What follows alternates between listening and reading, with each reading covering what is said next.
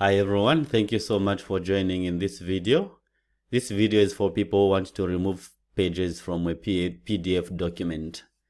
So I'm going to show you how you can easily do this, and without wasting much of your time, you just need to go to Google, and once you are there, type in this website, ilovepdf.com/remove pages.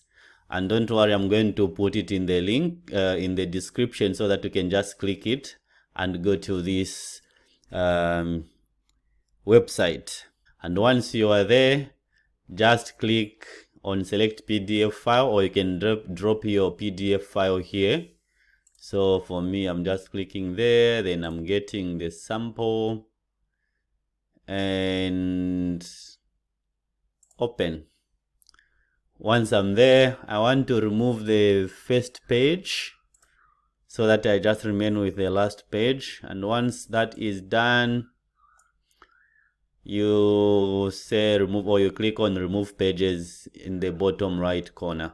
Once that is done, just download, and you see it has finished downloading. If I click there, page 1 is gone. I'm only left with page 2.